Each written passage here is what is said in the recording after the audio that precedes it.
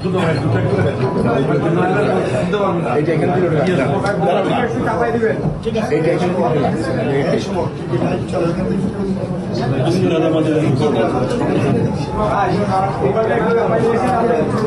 রাষ্ট্রপতি জিয়াউর রহমানের স্মৃতিকে ধারণ করে আমরা শহীদ জিয়ার গেট টুর্নামেন্ট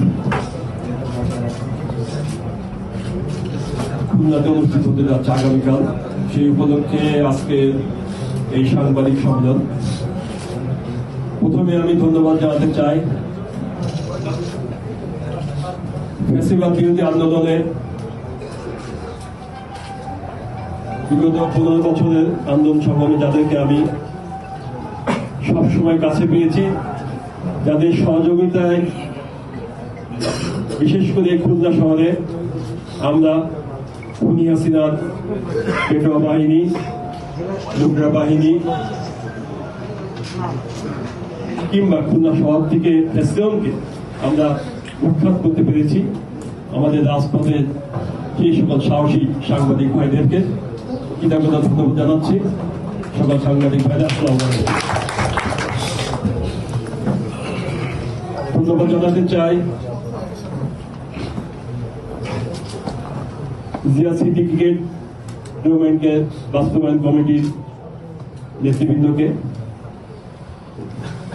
যারা অত্যন্ত ধৈর্য এবং কষ্ট সহকারে সারা বাংলাদেশে এই টুর্নামেন্টটি পরিচালনা করে যাচ্ছেন।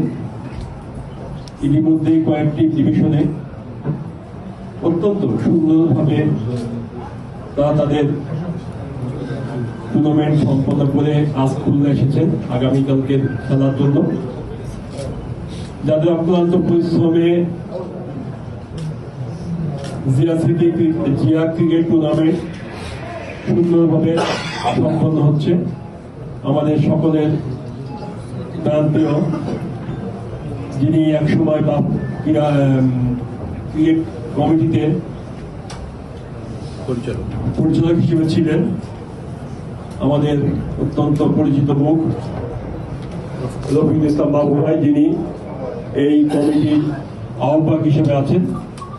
আমি খুলনা মহানগর এবং জেলার সকল ভাইদের পক্ষ থেকে তাকে কৃতজ্ঞতা ধন্যবাদ জানাচ্ছি। খুলনা শহরে এসে একটি সুন্দর অনুষ্ঠান পরিচালনা করবেন সে আশাবাদ ব্যক্ত করছি। কৃতজ্ঞতা ধন্যবাদ জানাচ্ছি এই আয়োজক কমিটির সদস্য সচিব, আমার এক সময়ের সহযোদ্ধা, যিনি শুধু ক্রীড়াঙ্গনেই নয় রাজপথে ও স্বৈরাচার বিরোধী আন্দোলনে সক্রিয় ছিলেন এবং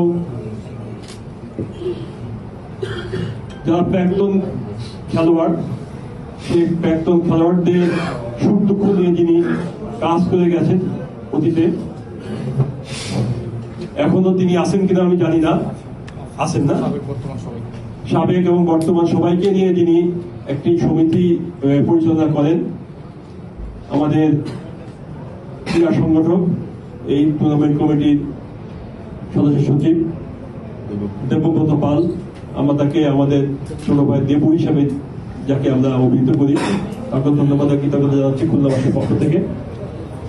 সবচেয়ে বেশিভাবে আমি আনন্দিত এবং উদ্বেলিত, যিনি একসময় আমাদের বাংলাদেশ জাতীয় ক্রিকেট দলের আইকন হিসেবে যাকে আমরা দেখতাম টিভি পর্দায়, আজকে তাকে আমরা সরাসরি আমরা কাছ থেকে দেখছি। যিনি বাংলাদেশের প্রথম ওয়ানডে ক্রিকেটে সেঞ্চুরি করেছিলেন, নাম জানি, যাকে আপনারা সবসময় পি পর্দায় দেখেছেন, তিনি আজ আমাদের মধ্যে উপস্থিত হয়েছেন। আমরা জোর একটি করতালির মাধ্যমে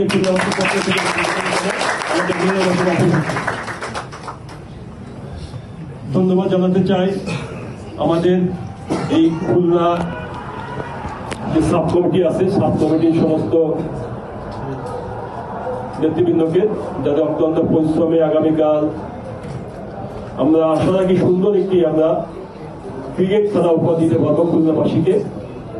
সেই সব আহ্বায়ক কমিটির কর্মকর্তাদের এবং সেই সব কর্মকর্তাদের নিয়ে যিনি অক্লান্ত পরিশ্রম করে এই অনুষ্ঠানটি সম্পন্ন করতে চলেছেন আমাদের বাংলায় জাতীয়তাবাদী দলের বিপ্লবী সদস্য সচিব শফিকুল আলম তুহিনকে তাদের ধন্যবাদ জানাচ্ছেন।